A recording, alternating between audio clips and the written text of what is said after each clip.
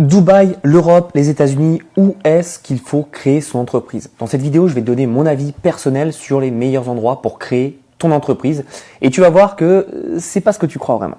Alors déjà, on va commencer par l'Europe tout simplement. Donc l'Europe, tu as plein de choix et ce qui est intéressant, c'est que en Europe, tu peux avoir une facilité de le faire si tu es français et donc européen. Donc tu as évidemment la France. France, je déconseille absolument de rester en France, même si beaucoup de personnes veulent te faire croire que non, rester en France c'est génial parce que tu as le levier bancaire. T'en fais pas mon coco, on reviendra là-dessus après. Ensuite, tu as le Portugal. Portugal qui peut être intéressant. Ils sont un peu en train de revoir leur façon de taxer et de donner justement des entreprises à des entrepreneurs. Donc, faut faire attention. C'est pas quelque chose que je conseillerais. Et de toute façon, en général, je ne conseillerais absolument pas l'Europe. Pourquoi? Tout simplement parce que peu importe où tu es, tu resteras sur la même gestion et c'est pas une bonne gestion. Aujourd'hui, l'Europe, je pense que tu le vois de toutes les façons, politiques, économiques et même au niveau de la guerre, c'est pas ce qu'il faut et c'est quand même assez dangereux si un des pays rentre en guerre, toute l'Europe doit rentrer en guerre, donc ça peut être assez problématique. Un autre pays pour lequel j'ai eu une entreprise pendant très longtemps, c'est l'Estonie. Alors l'Estonie, moi je te le recommande, tu veux rester en Europe, donc rester en euros, c'est vraiment sympa. Il y a le statut qui est le statut e-résident qui te permet d'avoir une entreprise et c'est plutôt intéressant. Il faut savoir que le statut d'entreprise en Estonie te permet tout simplement de générer de l'argent, d'accord, et de ne pas payer d'impôts si l'argent reste dans ta boîte, d'accord. À la différence par exemple de la France où tu es taxé sur les bénéfices, etc., etc. Et sur plein d'autres choses parce que la France on adore taxer. Mais l'Estonie en fait tu vas être taxé que si tu sors de l'argent de ta boîte et c'est simple, c'est une flat tax à 20%. Donc que tu sortes 1 euro ou 1 milliard, tu devras payer 20%. Maintenant, ce qu'il faut comprendre, c'est que ça, c'est les 20% si tu sors l'argent. Mais quoi qu'il arrive, en étant en Estonie et en étant d'ailleurs partout dans le monde, tu vas devoir payer ce qu'on appelle la TVA. La TVA, tu la payes où est ton client. Donc même si tu es une entreprise à Dubaï, on viendra après, même si tu es une entreprise aux États-Unis, on y reviendra après, tu dois payer ta TVA de 20% pour tes clients qui sont notamment en France. Après, le pourcentage est différent selon les pays. Ok ? Mais pourquoi j'aime bien l'Estonie? Notamment si tu fais de l'investissement immobilier, bourse, crypto, tu n'es pas imposé sur les plus-values. Donc ça, c'est très intéressant. Pour rappel, tu ne seras imposé que quand tu ressors l'argent. Donc c'est intéressant parce que c'est que 20% et c'est plutôt pas mal pour avoir une société qui est une SARL. Là-bas, ça s'appelle une OU avec le tréma sur le U. Et c'est plutôt facile à mettre en place. Compte à peu près 300 € de frais pour le mettre en place, mais c'est une société, un type de société qui est vraiment intéressant et qui est pas prise de tête, qui est très rapide et l'administration est vraiment exceptionnelle en Estonie. Ils ont, je crois, c'est le pays le plus avancé technologiquement au niveau de l'administration. C'est-à-dire que tu vas recevoir une carte avec un lecteur USB et tu pourras faire toutes les transactions, signer tout avec cette carte. Donc c'est super pratique, tu n'as pas à te prendre la tête et c'est très rapide. Attention en revanche, si tu as une société en Estonie, tu vas devoir avoir un comptable. Ce comptable coûte environ 45 € par mois ou par trimestre, je ne sais plus parce qu'ils changent souvent les prix, mais c'est pas cher du tout et ça te permet d'avoir un comptable pour ce prix-là, c'est ridicule et ça te permet de tout gérer, donc tu n'as pas trop à te prendre la tête. Donc pour le coup, c'est pas mal quand tu commences à faire un peu d'argent de commencer à ouvrir une société en Estonie si tu veux rester en Europe. Après, on a la société tout simplement à Dubaï. Alors, je vais passer très court dessus. Dubaï, beaucoup de personnes veulent créer une société là-bas tout simplement pour les 0% d'impôts. Je pense que c'est une erreur de créer une société à Dubaï pour les 0% d'impôts. Je pense que la société à Dubaï, c'est très intéressant. Il y a des leviers très sympas, surtout que Dubaï aujourd'hui a une vision très, on va dire, ce qu'était la Suisse avant, c'est-à-dire un peu neutre sur pas mal de conflits, notamment avec l'Europe, l'Ukraine, etc.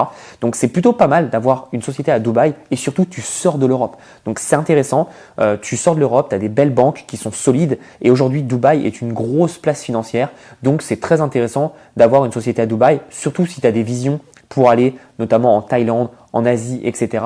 où forcément c'est prêt géographiquement et en général ils ont des bonnes relations. Donc avoir une société à Dubaï c'est bien, mais ne le fais pas juste pour les impôts, c'est ridicule. Il y a plein d'autres avantages à avoir une société à Dubaï et personnellement je n'en ai pas. Pourquoi? Je vais t'expliquer. Tout simplement parce que moi j'ai une société aux États-Unis et je t'expliquerai tout ça. Donc comme je t'ai dit, j'ai une société aux États-Unis et pourquoi ça? Alors tout d'abord parce que j'habite aux États-Unis depuis 3 ans et pour habiter à la base, je devais avoir une société. Mais au-delà de ça, il y a plein d'avantages à avoir une société aux États-Unis et je vais te les expliquer dans cette vidéo et tu vas comprendre un peu mieux la réflexion qu'il y a. Donc comme tu as vu, Dubaï, je t'en ai pas trop parlé. Pourquoi? Parce que je ne l'ai pas, donc je ne vais pas parler de choses que je ne connais pas. à 100%, évidemment, je connais un peu les bases, mais tu vas voir que les États-Unis, pour moi, il n'y a aucun débat, c'est là où tu dois créer ta société. Alors, ce qu'il faut savoir, c'est qu'en frais de société, on est à peu près dans du 200$, 300$ en fonction de ce que tu vas mettre en place et où tu vas, quel service tu vas utiliser, d'accord? Mais c'est à peu près 300$ pour créer ta société, ok? Ensuite, ce qui est intéressant sur les États-Unis, c'est que, déjà, c'est un pays qui est pro-business. Donc, je pense que tu l'as entendu parler et tu l'as peut-être même vécu toi-même. Les États-Unis, c'est le pays qui est pro-business. Personne ne te fait chier si tu fais du business. Et d'ailleurs, peu de personnes le savent, mais aux États-Unis, il y a même une incentive à payer moins d'impôts. En France, c'est mal vu, c'est limite vu illégalement. Alors, c'est pas illégal, mais d'optimiser ses impôts. Mais aux États-Unis, c'est limite un devoir d'optimiser ses impôts. Donc ça, c'est très intéressant parce que la culture, elle est totalement différente entre la France où dès que tu fais un peu d'argent, on te fait chier, et aux États-Unis où limite, on t'encourage à payer moins d'impôts et en l'occurrence à faire plus d'argent, d'accord? Et pourquoi on encourage ça? Tout simplement parce que les États-Unis ne sont pas fous.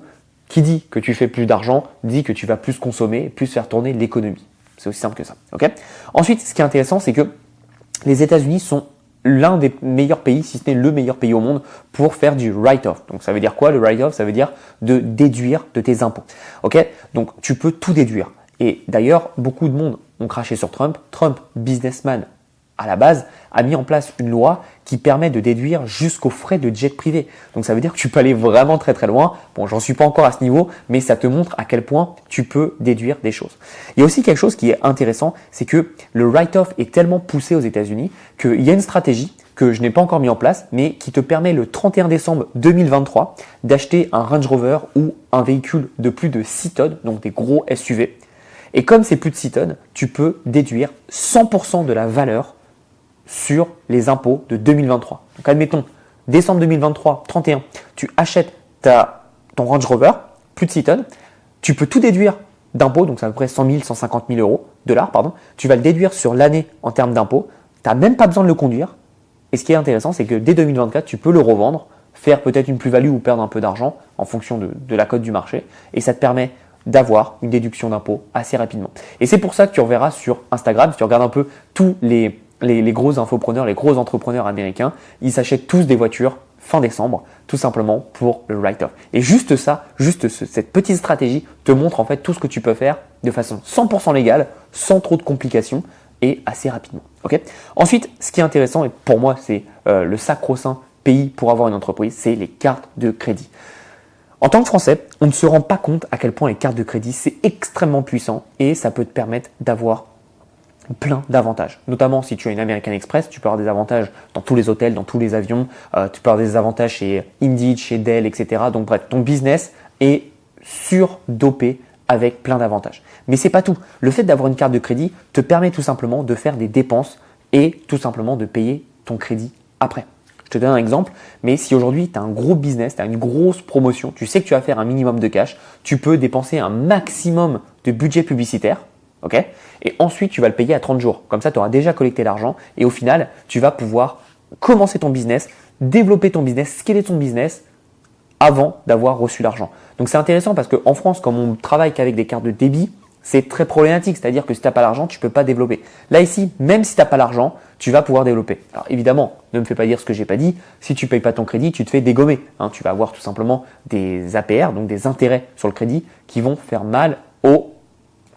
Je ne vais pas le dire, mais tu as compris, on est sur du 20 à 30% d'intérêt. Donc ça fait très très mal et c'est pour ça que tu dois payer tes intérêts. Mais si tu sais comment gérer ton business, tu sais comment aller, c'est très simple. Tu vas pouvoir scaler ton business bien plus rapidement avec une stratégie que tu vas connaître puisque tu vas pouvoir avoir une avance de financement bien plus rapide que ce que tu peux avoir en France ou ailleurs dans le monde. Avec ma carte de crédit, j'ai une American Express Gold et une American Express Business Platinum. Je peux avoir environ entre 100 à 150 000 dollars d'avance de crédit. Alors moi, je m'en sers pas, je m'en sers tout un peu, juste une partie, parce que j'ai aussi l'impact qui est personnel, qui est d'avoir un crédit score. Je peux en parler dans cette vidéo, c'est pas très important, ça ne te touchera pas si tu n'habites pas aux États-Unis. Okay. Et ensuite, ce qui est intéressant, c'est que tu as tout simplement différents niveaux d'imposition en fonction de l'état où tu vas aller. En fait, peu importe l'état où tu vas, tu auras tout ce que je viens de te citer. Mais en fonction des états où tu vas, notamment le Wyoming, Nevada, Texas, ou même la Floride où je suis, tu vas avoir des taux d'imposition qui vont être différents, des stratégies d'entreprises qui vont être différentes. Notamment, le Wyoming est très connu pour l'opacité de son entreprise. C'est-à-dire qu'en Floride, tu peux taper sur le moteur de recherche des entreprises de Floride et tu peux avoir toutes les informations et les données d'une entreprise. Ce n'est pas le cas par exemple au Wyoming où tu as de l'opacité, on ne sait pas qui est derrière quelle entreprise et donc ça permet d'avoir beaucoup plus de privacy, beaucoup plus de données privées et ça c'est intéressant si jamais tu veux un peu plus te protéger vis-à-vis de tes clients ou si par exemple tu veux créer une holding. En général les holdings sont créés dans le Wyoming notamment parce qu'il y a 0% d'impôt mais aussi parce que tu as une opacité des données. D'accord ? Donc c'est intéressant parce qu'en fait en fonction de l'état où tu vas aller, tu vas voir des avantages, des inconvénients et tu pourras en fait faire ta tambouille et savoir ce qui est intéressant. Pour info, le Delaware, je pense que tout le monde connaît, le Delaware était surconnu parce que c'est un État qui est un peu un paradis fiscal où tu as 0% d'impôt. Et ce qu'il faut savoir au Delaware, c'est qu'il y a plus de boîtes aux lettres d'entreprises que d'habitants dans l'État. Donc ça te montre à peu près la popularité qu'est cet État pour la création d'entreprises. Okay ? Et ce qu'il faut savoir, c'est que tu as une fiscalité extrêmement facile aux États-Unis.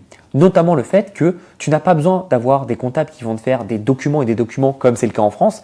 Aux États-Unis, c'est simple, tu as juste à envoyer ton PNL, ton Profit and Losses. Donc qu'est-ce que tu as gagné, qu'est-ce que tu as perdu et c'est fait. Évidemment, tu envoies tes comptes bancaires pour t'assurer et que ton comptable s'assure que ce que tu dis, c'est backé par du compte en banque. Mais une fois que c'est le fait, tu n'as plus à te prendre la tête et c'est assez facile à mettre en place. D'accord ? Donc ça, je peux t'assurer qu'en termes de migraine, en termes de facilité, c'est un gain de temps considérable et surtout un gain d'argent non négociable. Okay ? Et enfin, ce qui est énorme, c'est que tous les Français qui disent non mais reste en France pour avoir le levier bancaire, les amis, est-ce que vous êtes au courant que les États-Unis, c'est le pays roi pour le crédit, d'accord ? Donc toutes les personnes qui disent reste en France pour le levier bancaire, c'est qu'ils ne savent pas de quoi ils parlent. Les États-Unis sont le rêve pour le levier bancaire. Donc c'est ce que je t'ai expliqué avec notamment les cartes de crédit, mais même au-delà des cartes de crédit, tu vas voir n'importe quelle banque, ils n'ont aucun problème à te prêter de l'argent. Si évidemment ton business est en bonne santé, fait de l'argent, etc., etc. Donc il faut vraiment que tu comprennes qu'aujourd'hui, si tu veux profiter du levier bancaire avec ton entreprise, il n'y a pas meilleur endroit que les États-Unis. Les États-Unis, on l'appelle aussi le pays de la dette. Pourquoi ? Parce que à la différence de la France où une dette, c'est pas très bon, aux États-Unis, une dette qui est bien utilisée est une très bonne dette et peut te faire gagner beaucoup d'argent. D'accord ? Aux États-Unis, tu crées de la richesse en empruntant. Ok ? En France, tu crées de la richesse en travaillant. C'est ça la différence et c'est pour ça que les États-Unis sont un pays de smart money puisque en fait, ils vont utiliser des capitaux externes et donc de la vélocité extérieure pour gagner encore plus d'argent et devenir vraiment riche. Alors qu'en France, on va utiliser la sueur de notre front, notre travail pour devenir riche. Tu as compris pourquoi un pays est à la traîne et un autre accélère. Il y a toujours beaucoup plus de financement, beaucoup plus d'argent et que toutes les entreprises les plus grandes de ce monde sont aux États-Unis. J'espère que tu auras apprécié cette vidéo où je te fais un petit comparatif. Tu vois ma préférence. Évidemment, il y a la préférence surtout sur ce que je connais. Mais pour moi, les États-Unis, il n'y a absolument aucun point négatif pour ne pas créer une entreprise. Donc, créer des entreprises là-bas, je peux t'assurer que tu vas te régaler. C'est très intéressant et surtout, c'est très facile à faire. Donc, si tu es intéressé, n'hésite pas à t'abonner à la chaîne, liker la vidéo et regarder d'autres vidéos que j'ai fait sur le sujet pour tout simplement en savoir plus. À bientôt et passe à l'action.